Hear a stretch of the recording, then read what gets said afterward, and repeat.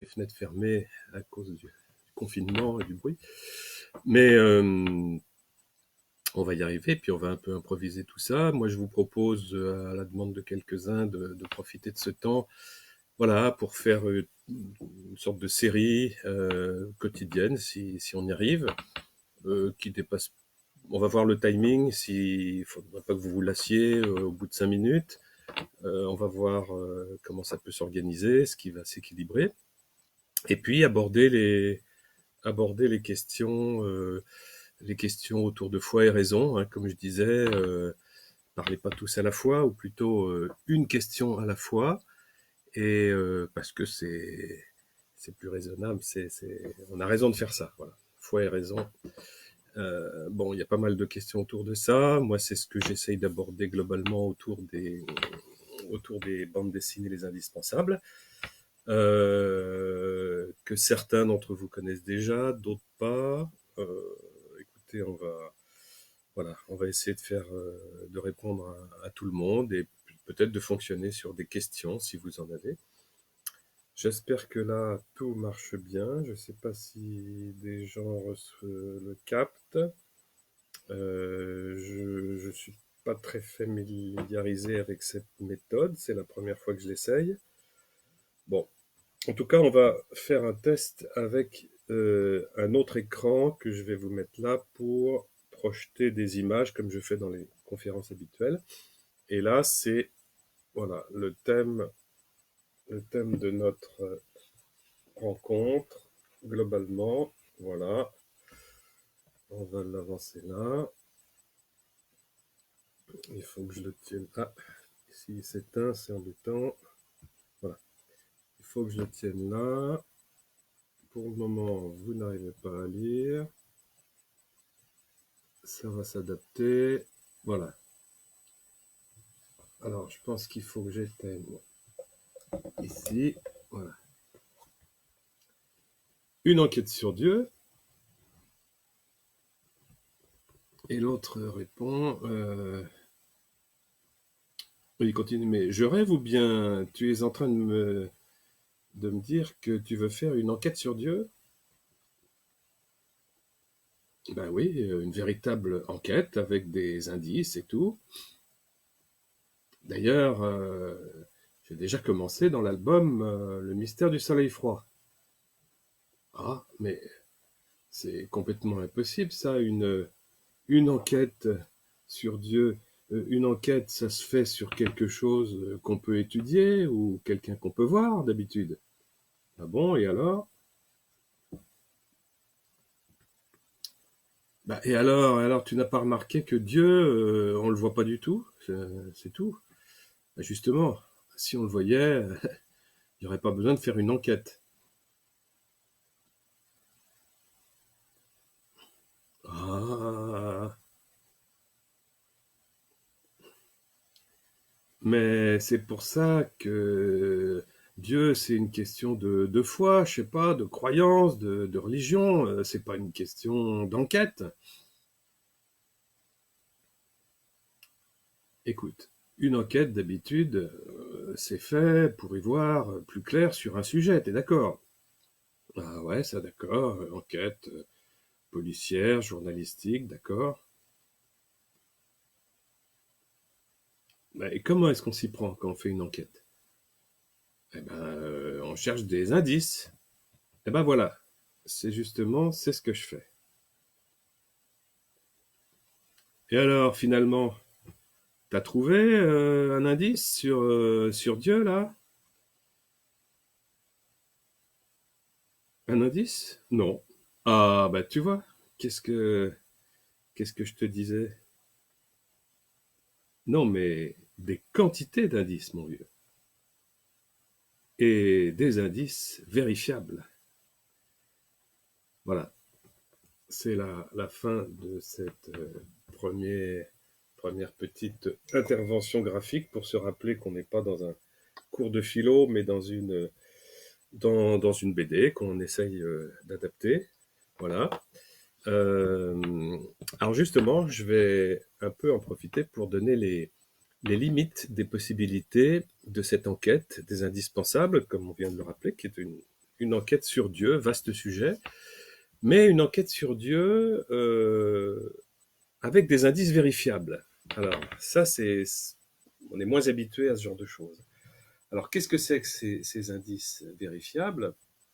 Eh bien, ce sont des indices que tout le monde pourra vérifier. Autrement dit, c'est pas, c'est pas des préférences, c'est pas des souhaits, c'est pas de la théologie, c'est pas de la philosophie, c'est des choses du monde réel sur lesquelles on va s'appuyer pour mener une enquête. Et attention, une enquête sur Dieu, il s'agit dès le début de préciser les choses. On ne s'attend pas à trouver de preuves. D'accord?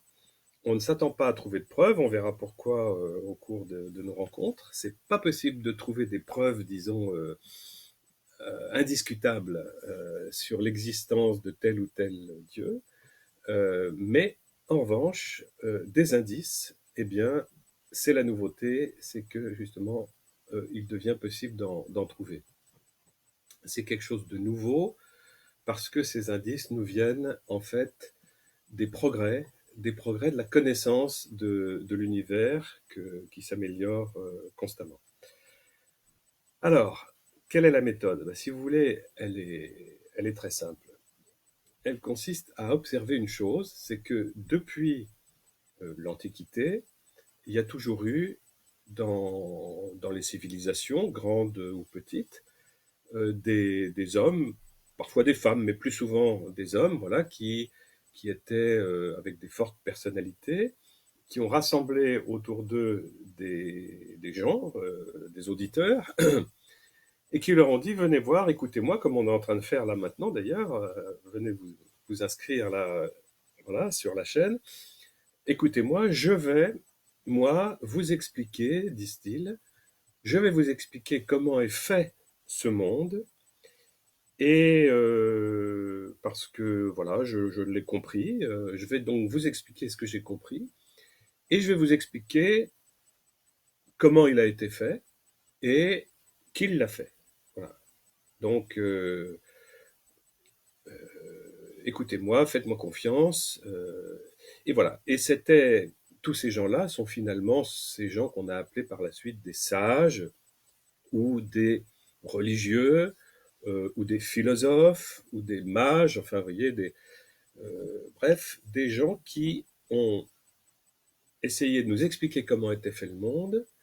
Et vous noterez une chose, c'est qu'ils pouvaient raconter absolument tout ce qu'ils voulaient, puisque rien, rien n'était vérifiable. Hein, ils pouvaient nous raconter que l'univers est éternel, ils pouvaient nous raconter que la vie a toujours existé sur la planète Terre, qui est éternelle elle aussi, que les volcans sont une punition par un dieu du mal ou un sous-dieu du mal, de même que les maladies, etc. Ils pouvaient nous expliquer qu'il y avait les différences de couleur de peau, eh bien, était la preuve qu'il y avait des races supérieures, des races inférieures. Voilà. Tout était possible, tout était permis, parce qu'on ne pouvait rien vérifier. Et c'est comme ça que certains de ces mages, religieux, philosophes ont été suivis. Certains n'ont pas été suivis, personne ne les a écoutés. On leur a dit tu repasseras demain, ça va, tu nous fiches la paix, un peu comme le chanteur dans Astérix, hein, et j'en profite pour faire un hommage à ce cher et grand Albert Uderzo qui vient de nous quitter, voilà. Donc le barde dans Astérix, à la fin, au moment du banquet final, eh bien, il est ligoté, vous savez, il n'est pas question qu'il nous casse les pieds. Bon, ben, certains ont dû connaître ce sort-là, et puis d'autres ont réussi. Sans doute, ils avaient un langage, quelque chose d'intéressant, et ils sont arrivés jusqu'à nous par le biais des grands courants de la pensée dont ils ont été les auteurs, et c'est comme ça qu'on les retrouve à l'origine de ces grands fleuves de pensée qui se répartissent ensuite en sous-groupes. Enfin, on peut arriver à les mettre dans un certain ordre en comprenant justement comment ils se sont divisés les uns des autres et regroupés par famille. Voilà.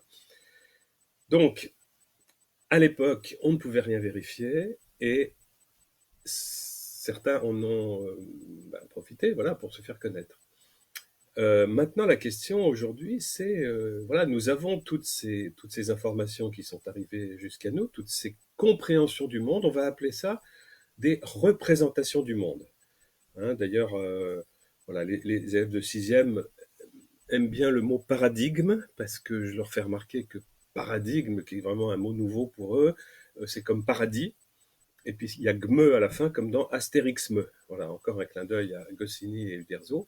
Donc un paradigme, en grec, c'est un modèle, une représentation du monde. Eh bien, il faut comprendre que les enquêtes des indispensables et les enquêtes, en général, à partir des sciences expérimentales, ne peuvent, euh, ne peuvent fonctionner que sur les représentations du monde et pas sur des théologies ou sur des contenus philosophiques. Vous voyez, il n'est pas question de confronter des sujets comme le travail chez Platon ou le langage chez Hegel, ou vous voyez, des sujets de philosophie, de réflexion, de travail. Il n'est pas question une seule seconde de confronter ce genre de sujet avec le réel par le biais des sciences expérimentales. Ce que les sciences expérimentales et donc les indispensables peuvent confronter au réel, ce sont uniquement les représentations du monde, c'est-à-dire les paradigmes associés à ces théologies ou à ces philosophies, mais qui s'engagent sur comment est fait le monde. Vous voyez, c'est toujours cette question depuis l'Antiquité. On va vous dire comment est fait le monde. Alors, bien sûr, peut-être le travail ou le langage chez Hegel pourrait un jour revenir, mais je ne pense pas parce que il ne peut pas y avoir de vérité absolue dans ce domaine-là. Alors que il peut y avoir des vérités absolues sur d'autres sujets. Par exemple, la Terre est-elle plutôt ronde, plutôt carrée, plutôt octogonale ou plutôt plate? Vous voyez bien qu'on s'est posé la question, on a tâtonné. Certains ont commencé à faire des calculs comme Aristote ou Ératosthène déjà avant Jésus-Christ, il y a plus de 2000 ans. On ne les a pas forcément crus, mais voyez bien que là, quelqu'un, une philosophie, une religion, une sagesse qui s'engage, qui donne une opinion sur la forme de la Terre, eh bien, on voit bien que cette philosophie ou cette religion, tôt ou tard, pourra être confrontée avec le réel, avec la vraie forme de la Terre. Vous comprenez? Et donc là, eh bien, on a un jour ou l'autre la réponse à un débat qui se posait parfois depuis l'Antiquité. La plupart des grands débats, d'ailleurs, viennent de l'Antiquité, même s'ils prennent des formes nouvelles en repassant par chez nous. Mais c'est ça qui est très précieux, très intéressant et totalement nouveau, puisque un certain nombre de réponses à ces questions que nous portons depuis l'Antiquité sont arrivées seulement depuis quelques dizaines d'années. Vous voyez, comme par exemple, enfin on verra un peu plus tard, mais comme par exemple l'ADN, comme par exemple le Big Bang, ces réponses-là sont relativement récentes. Et puis il y a encore des réponses que nous n'avons pas, bien sûr. On est encore en train de chercher, enfin, quand je dis on, c'est pas moi, mais les chercheurs font leur travail de recherche. Et les sciences expérimentales, eh bien, nous apprennent progressivement à lire ce monde.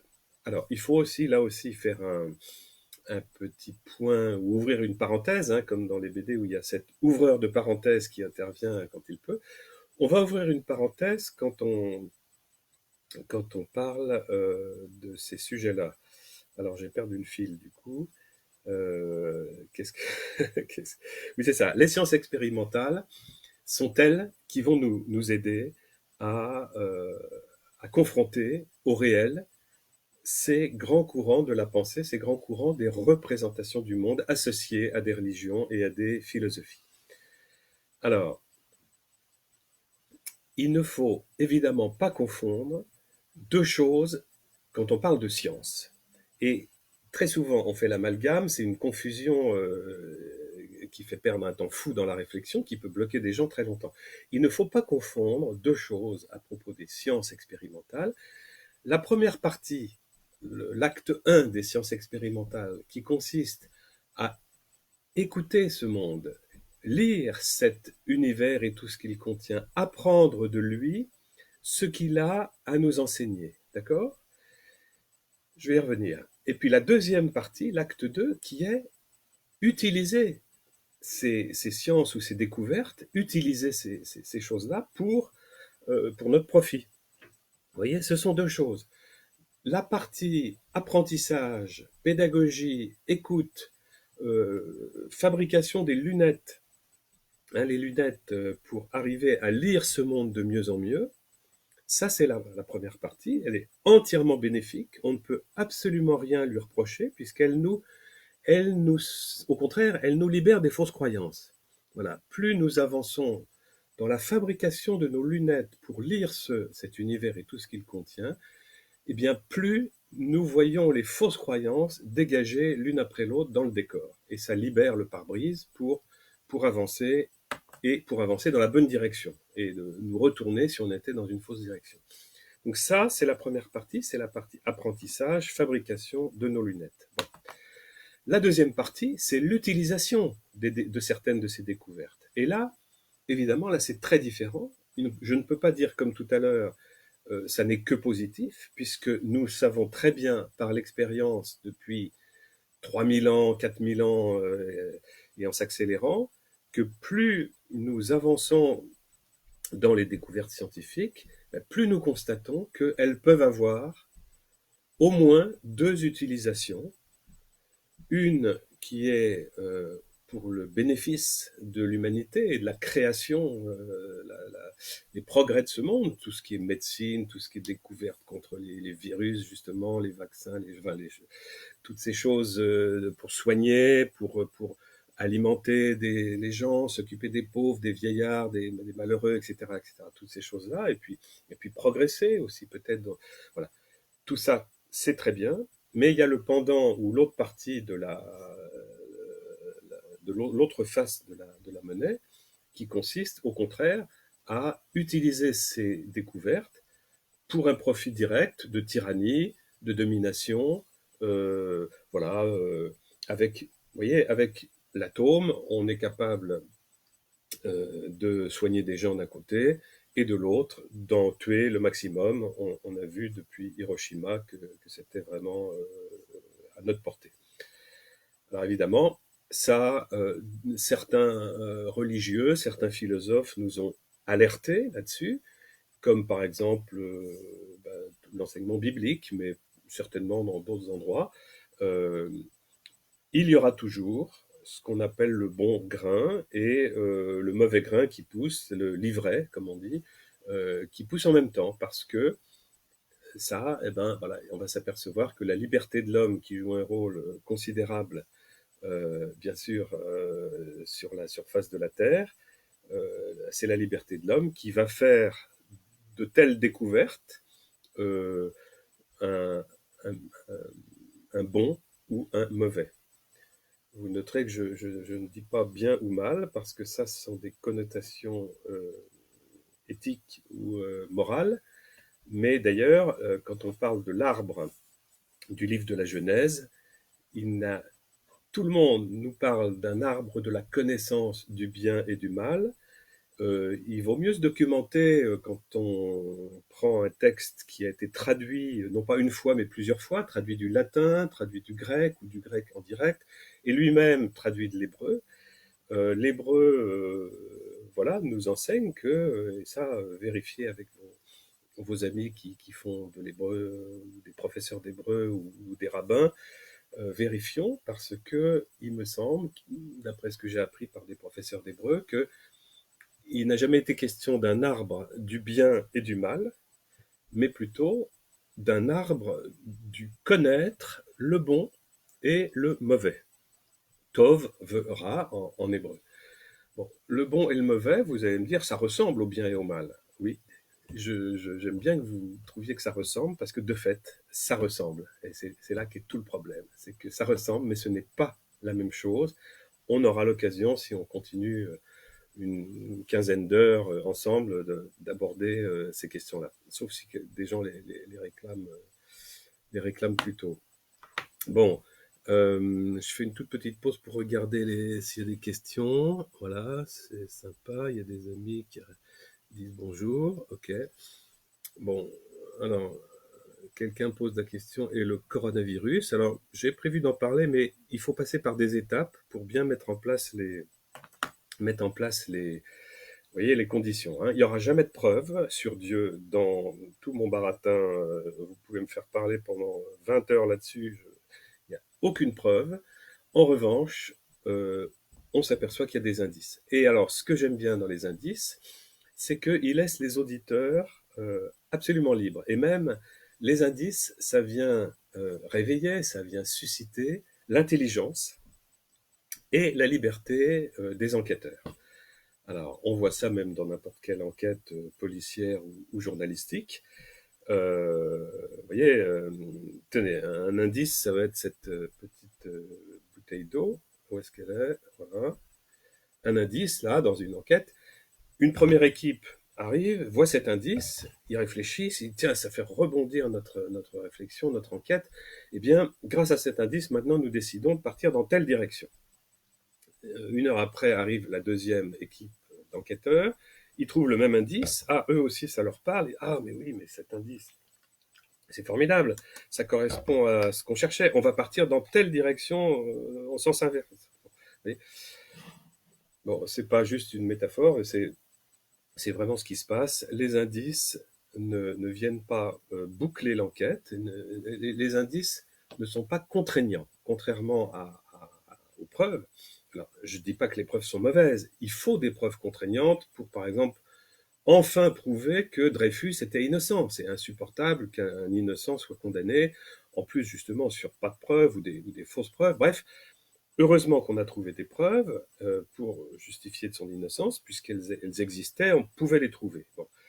Eh bien, nous, dans l'histoire de Dieu, avec les sciences, il n'y aura pas de preuves. Voilà. Jusqu'à preuve du contraire, on va dire, pour laisser une porte ouverte. Mais moi, je ne prétends pas en avoir trouvé. Et d'ailleurs, j'ai remarqué que les scolastiques ou les tant de saint Thomas d'Aquin qui parlaient de preuves de l'existence de Dieu, on va s'apercevoir en étudiant Parménide dans quelques temps que ce qu'ils ont trouvé, c'est pas des preuves de l'existence du Dieu de la Bible et de Jésus-Christ, c'est des preuves de l'existence nécessaire d'un être absolu que Parménide avait envisagé avec très, très grande intelligence, mais lui, Parménide, était complètement athée et les fondateurs de l'athéisme matérialiste. Donc, vous voyez, ça mérite discussion et ça mérite de se pencher sérieusement. Alors, parce que nous proposons uniquement des indices, eh bien, c'est un bonheur de pouvoir alimenter la réflexion de gens qui sont plus ou moins en recherche ou qui vont se mettre en recherche à partir du moment où ils commencent à entendre parler de ces indices. Et, et que ces indices sont le pain de notre intelligence, le pain de l'exercice normal de l'intelligence humaine qui est faite pour essayer de comprendre. Et il faudrait remarquer que si vraiment le Dieu de la Bible et de Jésus-Christ existe, eh bien, si ça peut être que lui à ce moment-là qui a donné une intelligence à des êtres vivants comme les êtres humains, hommes et femmes, et ça serait bien curieux que s'il était effectivement l'auteur de tout ce qui existe et l'auteur de l'intelligence, par exemple humaine, qu'il nous dise ah, mes amis, ou plutôt mes petits, ne vous servez pas de votre intelligence pour me trouver. Je vous l'ai donné, mais quand il est question de me chercher en faisant une enquête, alors là, non, non, il faut uniquement le plongeant dans la foi, aveugle, bref. Vous voyez bien que ça ne coïncide, ça marche pas. Ça marcherait pas. Voilà. Alors, on va donc pouvoir avancer dans une enquête en confrontant voilà, les grands courants de la pensée philosophique et religieuse, confrontés au réel, pour faire une grande compétition qui va être comparable soit au concours de l'agrégation ou voilà, ou tout simplement aux Jeux Olympiques, hein, puisqu'ils vont être reculés cette année. Eh bien, On peut faire des grands Jeux olympiques de la pensée. Attention, pas sur les pensées des philosophes, ni sur les points abordés par les théologiens. Nous n'en sommes pas capables.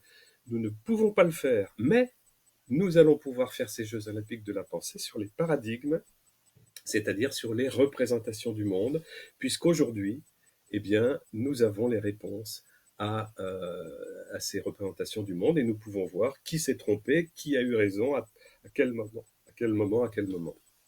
Et faire un truc très, très honnête, hein, comme aux Jeux Olympiques, au concours de l'agrégation ou au baccalauréat. On va cacher le nom de la copie, le nom de l'auteur, et puis on va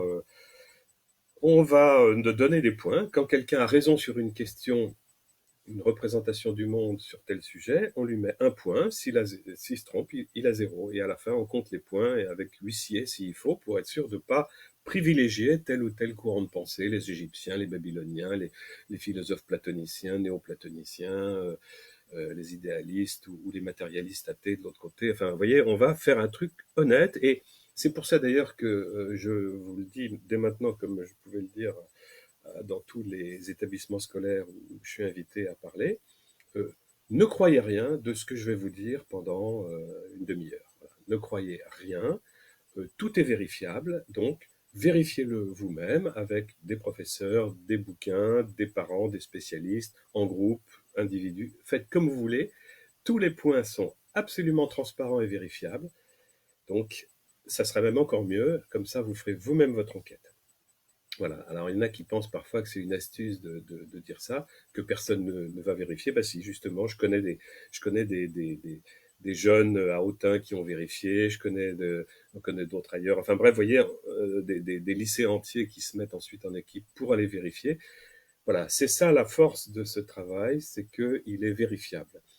Après, les conclusions, ben, c'est ce que je disais avec les indices. C'est vous qui les tirerez, voyez. Il est hors de question que je sois à vous dire ce qu'il faut penser ou croire. Moi, encore une fois, j'apporte les informations que j'appelle des indices. Vous vérifiez leur validité et c'est vous qui décidez de poursuivre votre enquête de ce côté-là ou de ce côté-là. Moi, je veux dire, c'est ça la liberté. Voilà. Et de la même façon, puisque j'ai les lunettes sous les yeux, j'y pense. Vous avez bien compris avec ce que j'ai expliqué, puis après on va peut-être s'arrêter parce qu'on va arriver à 30 minutes et on continuera demain à la même heure.